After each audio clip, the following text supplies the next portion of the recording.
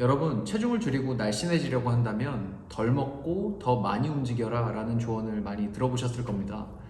우리가 알고 있던 주된 영양 패러다임은 더 많이 운동하고 더 적게 먹어라 라는 것이었습니다. 그래서 여러분들은 다이어트를 시작하고 운동을 하며 체중을 줄이려고 노력했을 겁니다. 처음에는 약간의 결과를 얻을 수 있었겠지만 시간이 지남에 따라 점점 체중 감량 속도가 느려지거나 완전히 멈추는 경험을 해봤을 겁니다. 이때 칼로리를 제대로 기록하지 않았다거나 더 많은 운동이 필요하다라는 말을 들었겠죠. 하지만 이것이 정말 그렇게 간단한 문제일까요? 체중 감량에 대한 신장의학과 전문의 제이슨 펑 박사님의 이야기를 들어보겠습니다. What's your relationship between calories in and calories out? In other words, if you just eat less, your body is just going to burn less, which is going to keep body fat relatively unchanged. And that's exactly what we see. Clinically, that's exactly what we see. 그러니까 이것을 쉽게 설명하면 우리가 섭취를 줄이면 소비, 즉 대사도 같이 줄어들어서 결국에는 체지방 감량이 일어나지 않는다는 얘기입니다. Is what if you just exercise more? That's going to make you lose weight, right? And again, people say, well, if you increase the calories out, you're going to lose body fat. It's just the first law of thermodynamics. But again, it's not. So increase calories out, maybe you increase calories in. And that's going to negate any benefit in terms of body fatness. And again, it doesn't break any laws of thermodynamics. So anybody who says, it's breaking the laws of thermodynamics, 이처럼 들어오는 칼로리와 나가는 칼로리 인아웃의 개념만으로는 체지방 감소에서 해결할 수 없는 문제가 있습니다. 이것이 여러분들이 아무리 적게 먹고 많이 움직여도 살이 빠지지 않았던 이유입니다. 저는 운동 전문가이자 영양학을 전공하고 있는 사람으로서 인간의 몸과 체지방 그리고 에너지를 수학적인 방정식으로만 단순화한다는 것은 큰 실수라는 것을 깨달아 왔습니다. 이것이 많은 사람들이 건강한 체중을 유지하거나 신체 구성을 바꾸는데 어려움을 겪는 큰 이유일 겁니다. 물론 칼로리나 에너지 균형 공식이 존재하고 그것을 부정하려는 것은 아닙니다. 이것은 실제로 우리가 체중을 줄이는 메커니즘이지만 실제로 지속 가능한 전략을 만드는 데는 어려움이 있다는 걸 얘기하고 싶습니다. 즉, 덜 먹고 많이 움직여라 라는 말로는 장기적인 성공을 얻기 어렵다는 겁니다. 그럼 우리가 적게 먹고 아무리 많이 움직여도 살이 안 빠졌던 이유가 뭘까요? 칼로리적 접근에 치우쳐서 호르몬적인 접근을 놓쳤기 때문입니다. 여러분에게 찾아온 체중의 정체기를 해결해 줄 수 있는 열쇠는 바로 이 호르몬에 있습니다. 우리 몸에 들어온 음식물은 위에서 소화돼 포도당으로 분해된다. 이때 췌장은 인슐린을 분비하고 분비된 인슐린은 세포의 문을 열어 포도당을 넣어주는 열쇠 역할을 한다. 그런데 인슐린이 적게 분비되거나 제대로 기능을 못하는 부실한 인슐린이 만들어질 경우 포도당은 세포 속으로 들어가지 못하고 혈관에 넘쳐나게 되는데 이것이 당뇨병이다. 네, 우리는 인슐린 문제를 해결해야 됩니다. 저는 여러분들이 단기적인 해결책에 돈을 낭비하지 않았으면 합니다. 예를 들어서 살 빠지는 약이나 보충제 같은 것들에 말이죠. 그것보다 장기적인 해결책이자 더 나은 아이디어가 있습니다. 살찌는 문제를 해결하는데 많은 전략들이 있지만 그 무엇보다 강력한 것은 간헐적 단식입니다. 간헐적 단식은 정해진 시간 동안 음식을 먹지 않는 것을 말합니다. 여러분들이 음식을 먹으면 췌장은 당을 세포로 이동시키기 위해서 인슐린을 분비합니다. 그리고 대부분의 당은 간과 근육에 저장됩니다. 하지만 그 저장 창고를 초과해버리면 그 당은 지방으로 저장됩니다. 그런데 여러분들이 단식을 하게 되면 몸에 음식물이 들어오지 않으니까 인슐린 수치가 낮아집니다. 그리고 인체는 저장된 지방을 에너지원으로 사용하기 시작하는 거죠.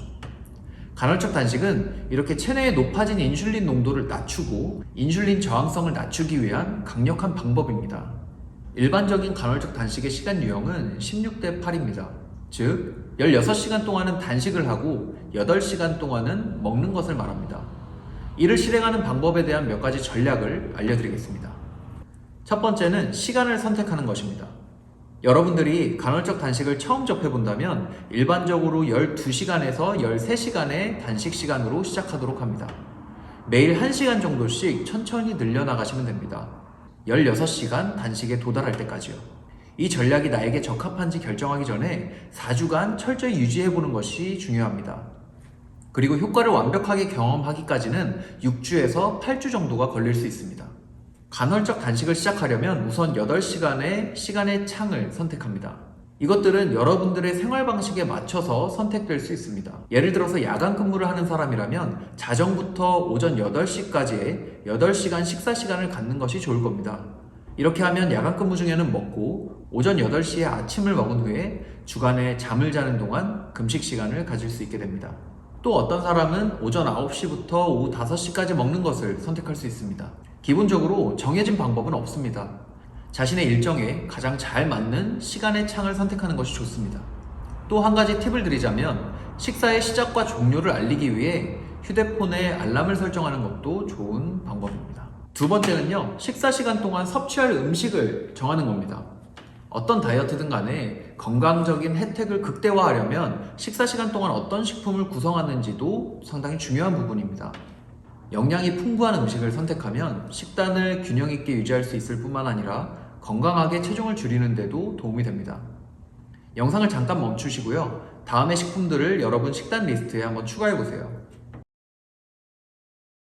8시간의 섭취 시간대 방금 보여드린 식품군 리스트처럼 가급적 최고의 단백질, 건강한 지방을 섭취하는 것을 추천드립니다. 세 번째는 간헐적 단식 기간 동안에 피하는 것이 좋은 음식들입니다. 첫째로 간헐적 단식을 하는 동안에는 칼로리가 들어있는 음료는 피하는 것이 좋습니다. 음료는 섭취가 용이한 만큼 흡수가 매우 빨라 인슐린 수치를 급격하게 올려버리기 때문입니다. 간헐적 단식을 하는 이유가 인슐린 문제를 해결하기 위한 것인데 열심히 지켜온 단식을 음료수 한 캔으로 망쳐버릴 수도 있기 때문입니다.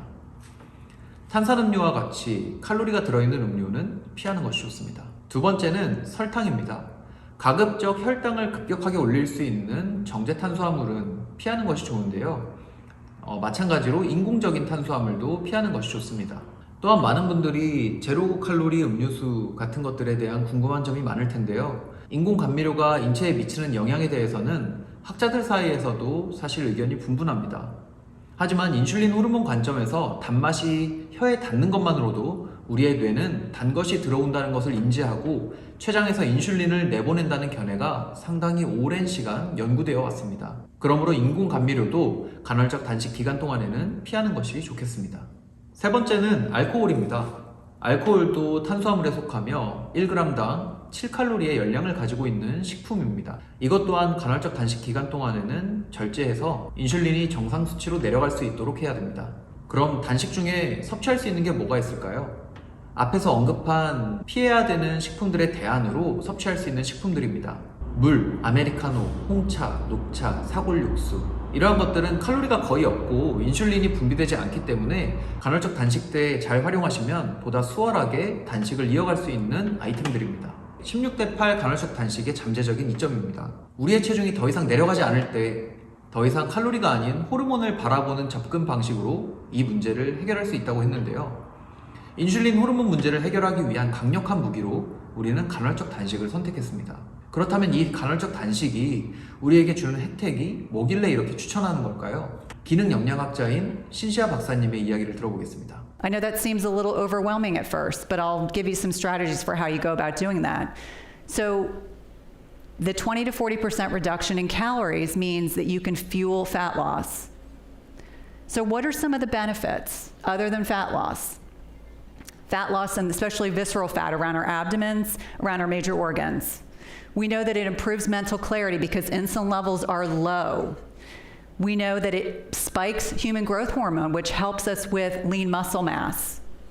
We know that it induces something called autophagy. I will speak more about this in a second, but this is spring cleaning for the cells. It is only evoked when we are fasted. Autophagy. We know that it lowers insulin levels, blood pressure, improves our cholesterol profile, and we know that it can reduce your risk for developing cancer. 네, 이렇게 간헐적 단식은 상당히 많은 이점들을 갖고 있습니다. 하지만 간헐적 단식이 잠재적인 단점도 가지고 있습니다. 하루 8시간으로 섭취를 제한한다면 일부 사람들은 보상 심리가 발동하게 됩니다. 그래서 평소보다 더 많이 먹게 되어 체중 증가나 소화기에 문제를 유발할 수 있습니다. 연구에 따르면 간헐적 단식이 전체 칼로리 제한을 두는 일반적인 다이어트보다 더 많은 체중 감소를 초래하진 않는다고 합니다. 두 가지 식사 패턴 모두 적당한 체중 감소를 가져올 수 있다는 이야기입니다. 그러니까 여러분의 주된 목표가 단순히 체중 감소에 있다면 특정 시간에 제한을 두는 간헐적 단식보다는 칼로리 섭취를 제한하는 일반적인 다이어트 방식을 활용하시기 바랍니다. 모든 사람에게 완벽한 전략은 없습니다. 그렇다면 이 전략을 피해야 되는 사람들은 어떤 사람들일까요? 이 중 한 항목이라도 해당되신다면 간헐적 단식은 오히려 독이 될 수 있습니다. 이런 분들은 다른 좋은 전략들로 얼마든지 체중 감소를 시도해 볼 수 있겠습니다. 여기까지 여러분이 아무리 적게 먹어도 살이 빠지지 않던 이유에 대해서 알아봤습니다. 해결책을 찾는데 좀 도움이 되셨나요? 이번 영상을 정리하자면 우리는 기존의 칼로리적 접근법에서 벗어나 호르몬 문제를 볼 수 있어야 한다. 그리고 그 호르몬은 인슐린이다. 체내 인슐린 농도를 낮추고 저항성을 낮추기 위해서 간헐적 단식은 최고의 방법이다. 이렇게 정리해 볼 수 있겠네요. 저는 여러분들이 몇만 원짜리 단백질 파우더나 체중 감량 보조제를 사지 않고도 체중 감량 문제를 해결할 수 있었으면 좋겠습니다. 오늘 소개해드린 간헐적 단식은 매우 간단하고 누구나 쉽게 활용할 수 있는 무료 다이어트법이라는 것을 기억해 주셨으면 좋겠습니다. 당장 오늘부터 시작해 보시고요. 필요하다면 댓글에 질문을 남겨주세요. 확인하는 대로 답변을 남겨드리거나 많은 분들이 궁금해하시는 내용은 영상으로 다시 한번 제작해 보겠습니다. 지금까지 긴 영상 시청해 주셔서 감사합니다.